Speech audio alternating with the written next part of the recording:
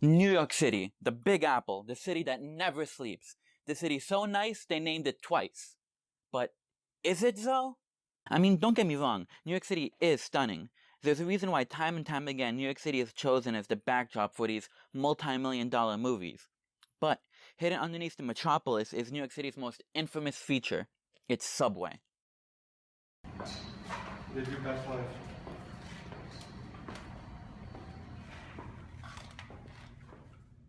I wanted to know what first-timers to New York City thought about the subway, so I took to the only place we could find the most amount of tourists in the world, Times Square. Dirty, packed. I guess I don't like the way they use the tickets. Really poor service. So we know what tourists think about the subway, but what about New Yorkers? Thankfully, I had the opportunity to speak with one of the most famous New Yorkers and get his input on the subway. Hola, this is Parma en Nueva York. So quiero hablar sobre del subway, de los trenes.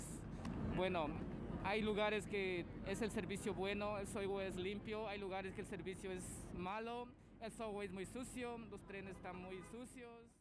Okay, all jokes aside, I can't believe I got to speak with the real Spider-Man! He's exactly what you think he'd be like in real life. Oh, what a guy.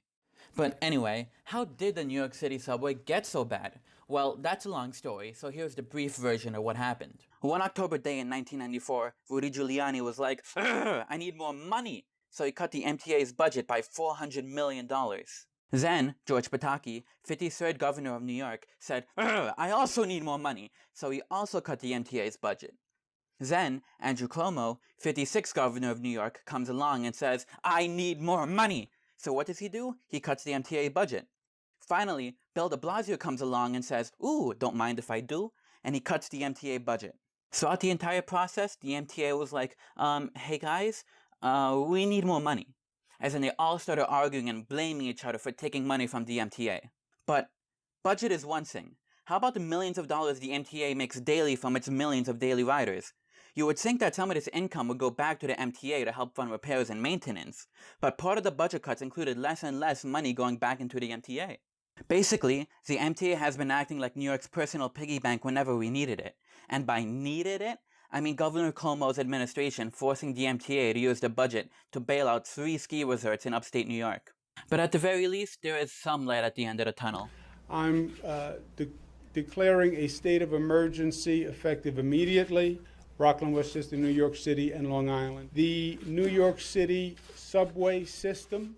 With Governor Cuomo declaring the subway in a state of emergency, which he helped create, there has been a push to restore the subway. There has been an effort to clean the tracks, take that as you will, and the MTA hired Anthony Byford, transit expert from Toronto, to help revamp and restore our subway. And we have these things now, which is pretty cool, I guess. Delayed? Fuck!